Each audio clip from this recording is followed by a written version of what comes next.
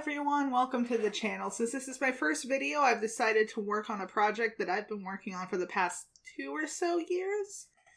It's my ongoing webcomic Falling Leaves, which I based on science. You can find the entire comic in the link in the description. And I just kind of wanted to show you guys my work process. For this page in particular, I've been trying to really increase my workflow because it's been like 6 months since the last update, and I really need to figure out a way to draw these more quickly. I, in fairness, have been attending art school for the past several months, so that did put a little damper in the update schedule. But quarantine hit, and I'm doing class from home, and I have a lot more free time, so let the updates commence again. I use Clip Studio Paint for my coloring, and it has a lot of built-in tools that really help with stuff like flat colors and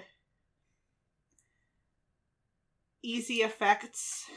I know multiply and overlay layers are kind of the basic bare minimum of digital art programs, but they make things really easy to have a consistent color palette and just apply 3, 4, 5 different layers to create whatever mood lighting I need in the moment. It's not the best as far as color theory goes, but you still need some to choose which color the multiply layers are going to be. For this scene, it takes place in kind of a sunny environment, so those are purple, as you'll see later. But for now, we get the very bright, neon-y flat colors that are really contrasted by the grays of her clothes. In retrospect, I feel like I should have added more variation to the clothing, but I wanted to convey a conformity between all of their outfits as if they were created for them. They had a very limited amount of fabric. They didn't really have the means to add much individuality to what they wear because they have these pre-prescribed duties as messengers, which are, of course, based on messenger RNA. And they do get some costume changes later. For instance, there's another character, Syl. She is the orange one. She gets a new shawl, the design of which I won't spoil here, but I really like.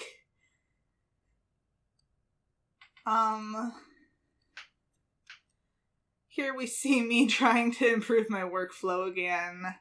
I added a lot of gradients to their design, which every single time I have to color them in, I think this was a mistake.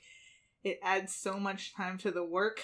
Yet it's a little bit important for Nanea and Cap and any others based on Guanine in particular, because they do change color depending on either their actual mood or the mood they are attempting to convey. Like, for instance, in these panels, Nanea's are very orange because irritation, dissatisfaction, general being upset, but then she has gotten very good at making them return to the yellow that is associated with happiness. And in future pages, we see that that doesn't really work out sometimes. I'm really excited to be able to introduce more colors to this emotional repertoire, and the reason that the Guanine characters are the only ones that have this sort of trait is because Guanine is part of the structures of some chromatophores. You know, the cells that help chameleons change colors.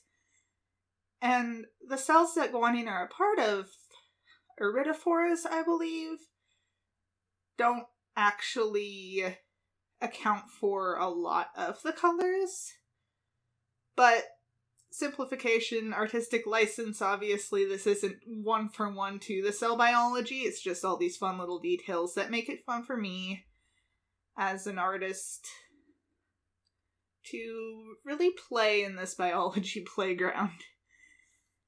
So you can see that for the shadows I have created this purple, and for the highlights I'm just taking a yellow on an overlay layer. I add a gradient with the airbrush, and I just kind of indiscriminately add shiny parts to it. I don't really focus on the light source for this, because I feel like it looks a little bit bland without them sometimes, especially along the edges of the frills and the ears. I also add these little dots that certainly aren't very realistic, but they kind of add a little bit of sparkle to it, which is great. It matches the colorful tone of the comic. Not necessarily the story tone, because this is just kind of a train ride into Apocalypseville. That was stupid, I'm sorry. But it's still fun. The highlights are one of my favorite parts just because it's not too thought intensive. I already have the shadows down, I've decided where the light source is coming from, and I just put them down. Now the backgrounds, on the other hand, I hate with a passion.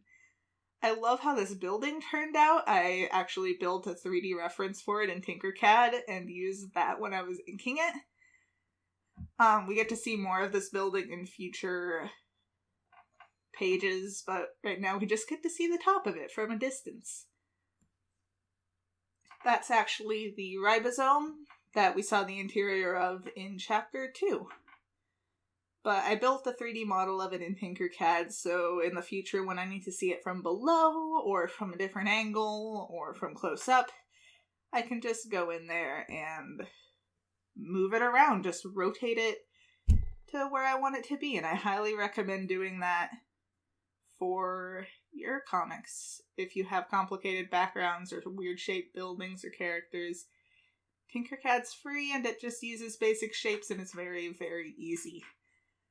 The grass is the bane of my existence. It takes so long. Again, with the increasing my workflow, I am trying here to figure out a quick way to do the grass in the distance. Trying to convey more waving fields of short, lawn-like grass that's easy to draw, rather than each individual little cluster of grass, trying to pay more attention to where I put those little clusters of shadows, make them fade out so I don't have to do much in the foreground. And it actually worked out. It took a fraction of the time that I thought it was going to. And it looked just fine once the highlights were put in. Especially in the distance, I like this sort of canyon situation because the canyons themselves add a lot of depth, whereas the flat tops can be relatively boring. In the future, as the seasons change in the comic, there's going to be more interest and more color to these, and there are some settings in the future that have a lot more variation in the plant life. But for now, this sort of empty space is just what we get, which is really boring for me because I have to draw nothing but grass for hours and hours and hours. But that's just how the comic cookie crumbles, I guess. The building was honestly the only fun part of this background to draw.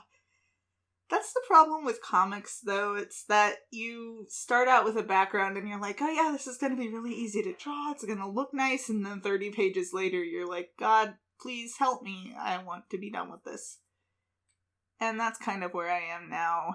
And there's no end in sight because most of Chapter 3, well, at least the first part, takes place on this canyon. But the latter part does have several scene changes, including a forest, which is going to be really difficult but very gratifying to draw, I think. And if you look at the title card, that shows up in the latter half of the chapter as well. I'm really excited to get to that. We're still kind of in the I'm laying down puzzle pieces sort of part of the comic, and we haven't really gotten to the part where I put them together yet. So that starts with that sort of expedition into the title card's setting. And boy, is that setting kind of relevant these days. Minor spoiler alert, which I feel like is warranted since it's been 6 months without an update and that part is like 40 pages away. It's a virus. Those characters, those figures at the beginning were sort of meant to represent the bases of the virus sneaking their way into the cell genome. And that's where we are now. Happy quarantine, everybody. I feel like it was kind of hard to create villains out of viruses, since many viruses are very harmful, and it would be in poor taste to really make them into your standard character, but I think making them into faceless sort of beings is working. They don't have traits, they're just more of an environmental hazard.